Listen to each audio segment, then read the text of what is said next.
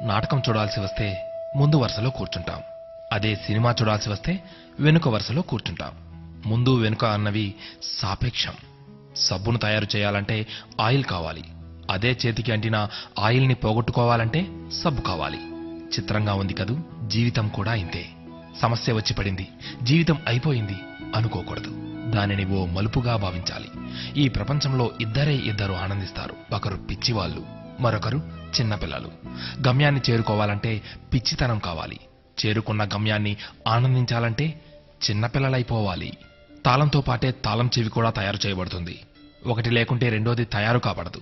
అలాగే పరిష్కారం లేకుండా సమస్య కూడా రాదు. తోటా కంటే శక్తివంతమైనది మాట. ఒక్క మాటతో సంబంధం తెంచేసుకోవచ్చు. ఒకే మాటతో లేని బంధాన్ని పెంచేసుకోవచ్చు కూడా. మనిషి సమాజంలో సూదిలా బ్రతకాలి కాని కత్తెరలా కాదు.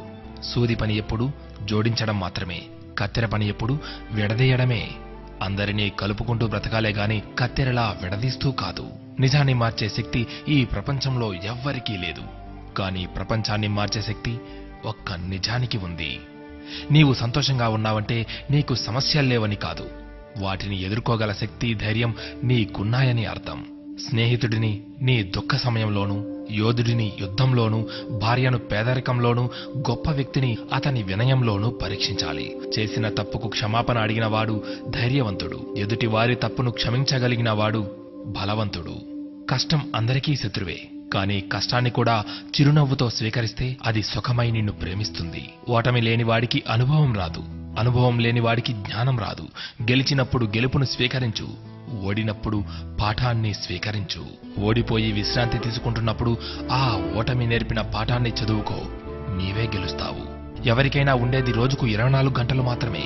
గెలిచేవాడు ఆ 24 గంటలు కష్టపడుతుంటాడు. ఓడేవాడు ఆ 24 గంటలు ఎలా కష్టపడాలా అని ఆలోచిస్తుంటాడు. అంతే తేడా. గెలవాలన్న తపన, గెలవగలను అన్న నమ్మకం, నిరంతర సాధన, ఈ మూడే నిన్ను గెలుపుకు దగ్గర చేసే సాధనాలు. నేను గెలవటంలో ఓడిపోవచ్చు, కానీ ప్రయత్నించడంలో గెలుస్తున్నాను.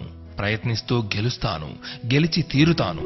స్వయం కృషితో పైకొచ్చిన వారికి ఆత్మవిశ్వాసం ఉంటుంది గాని అహంకారం ఉండదు. ఏమంటారు?